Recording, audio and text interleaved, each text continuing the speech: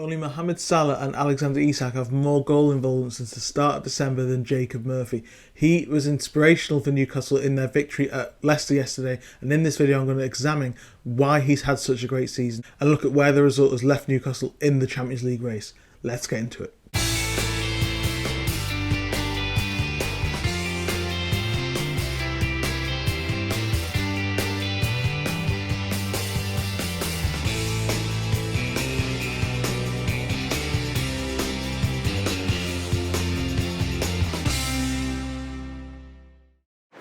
Hello and welcome back to my YouTube channel, welcome back to my office. I appreciate there's been a lack of videos as well over the last few weeks, but hopefully going to get back in the swing of it. I've got more Newcastle United content written and broadcast coming up over the next few weeks and months, so please do subscribe to the channel so you don't miss a beat. But we'll get straight into it. Newcastle United beat Leicester 3-0 at the King Power Stadium yesterday. And it was not the most difficult win of Newcastle's season, let's be honest. I think there is a big conversation to be had about the quality of the Premier League, particularly at the bottom, how it's very middle heavy this season, and we will touch on that towards the end of the video, but we are going to focus on Jacob Murphy in this video. 2 goals yesterday, Harvey Barnes getting the other one as well, and it was a really good performance all round by Murphy after his assist against Brentford. Obviously, I stood pit side at St James's Park after the Brentford game and gave Murphy a lot of credit for what was a brilliant assist. But he made the difference in this game. 2 minutes into the encounter, he opens the scoring, and from that moment on, looking back, the game was pretty much done. Newcastle were in second gear at most throughout the game. They coasted through the second half. Leicester have issues which are deeper than this game, and obviously I think the Premier League has deeper issues as well. But this was all about Newcastle getting the win. It's all about Newcastle getting the win between now and the end of the season. There's 8 games remaining, starting with Manchester United on Sunday. It's all about winning as many games as you can to get into the Champions League race. The performance doesn't really matter at this stage, but the fact that Murphy is continuing to contribute on such a level, as I say, only Isak and Salah have more goal involvements over the last 3 or 4 months, which is incredible when you consider that at the start of the season we were all talking about the need for a right midfielder and the need for strength and depth on that side and a different level of quality. I think we know what Jacob Murphy's limitations are. We know the fact that he isn't particularly game intelligent in the same way that Anthony Gordon is. He isn't going to take the game by the scruff of the neck like Isak or Bruno Tonali in that way. He isn't that level of player. But once you give him a job and you tell him what to do, he'll put his effort in, he'll drive, he'll show more desire than anybody. I think that's really where his success this season has come from. It's come from that willingness to do everything that he can to get the most out of his career.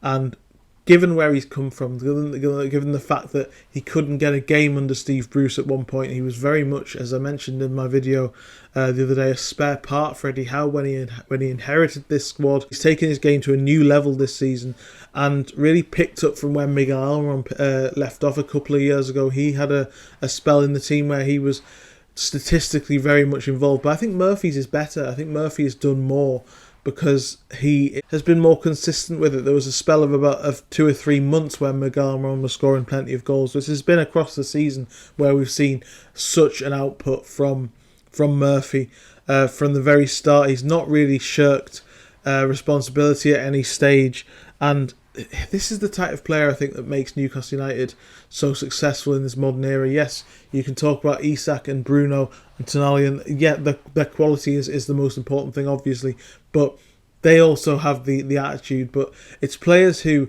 don't necessarily mind how much they play. They set their ego aside and they work as hard as they can for the cause. And obviously Murphy being a Newcastle fan is such a great story as well.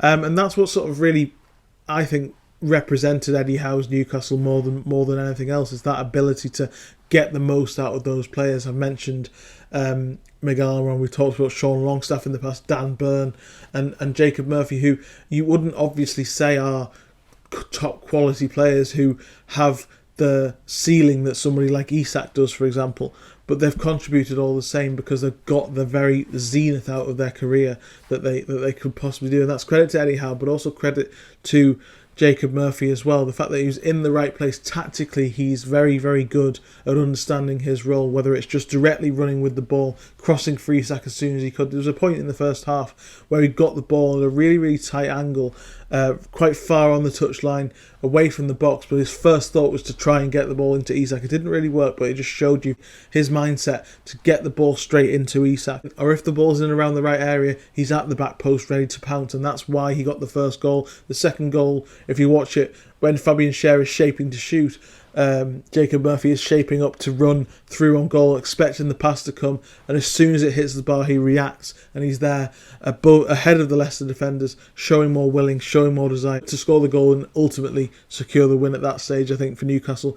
Absolutely huge performance from him, and he deserves so much credit. I think we all know what Newcastle's plan is in the summer, to strengthen on that right-hand side, but without Murphy in the team, people like Isak will certainly miss him. Newcastle will the fact that they won't be able to go on the outside as much. There will be teething issues without Murphy, and the fact that he can hopefully stay and have an impact next season as well will show what kind of a level of player he is. Harvey Barnes over the last couple of weeks as well, we know that he has certain limitations in terms of what he can do compared to Anthony Gordon on that side, and he hasn't really become a real threat to Gordon because he doesn't have that sort of ability to run at defenders in the same way. He doesn't work back as hard as well the other way, but he always scores goals and he always pops up with impacts. I think that's why he's sort of made that super sub position his own in a way. I think that maybe that isn't what he wants to hear, but over the last couple of weeks he has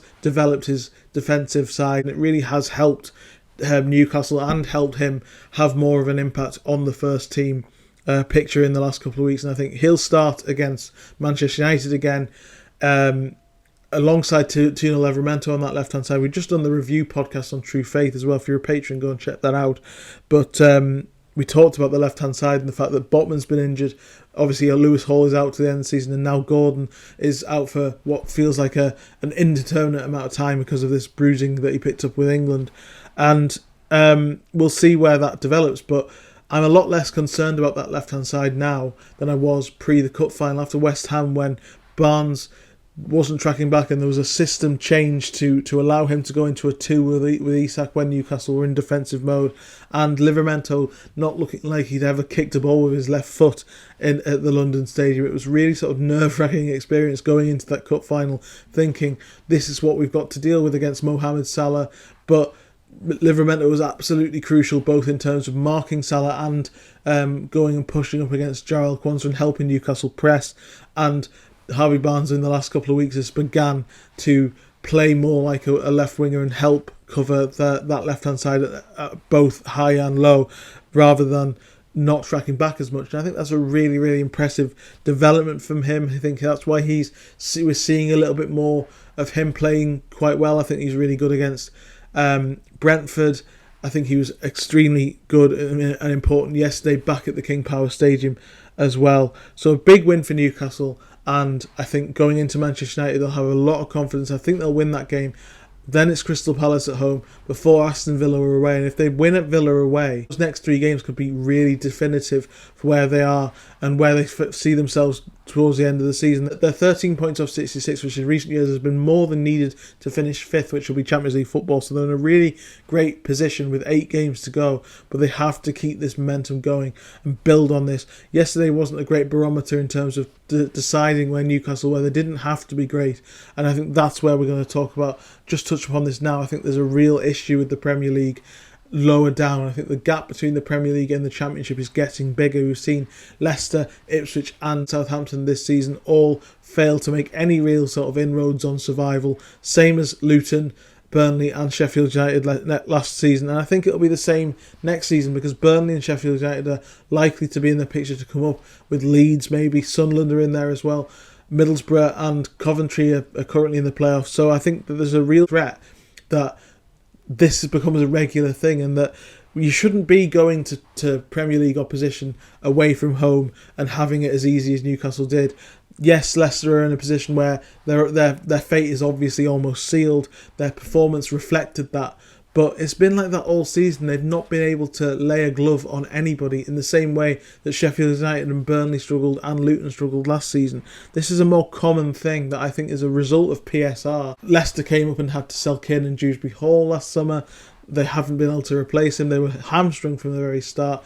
And as a result, this is what's happened. And I think the Premier League needs to look at this. Let me know in the comment section what you think on this. But for me, the Premier League needs to seriously look at this lack of competitiveness at the bottom of the league. Yes, the middle of the table is extremely good. Fulham, Crystal Palace, Brentford are all in the mid-table area, currently on around the same points that Newcastle finished 12th with in under Steve Bruce, 45 points. I think Brentford are currently on 42 in the same position off the top of my head, which kind of reflects the strength and depth of the middle part of the Premier League, but as I say, the weakness of the bottom half and the gap to the Championship does need addressing generally. That has nothing to do with Newcastle. Newcastle have deservedly won this game. It's now 11 wins in 15 games. They've absolutely hit form, even without great performances at the right time. It's all about getting the wins. They go into Manchester United in a really, really good headspace, knowing that it's all in their own hands. I'll be at St James's Park on Sunday to bring you a video and a piece for 442 and writing a piece for Forbes on this game as well, so keep an eye out for that. But I'll hopefully be back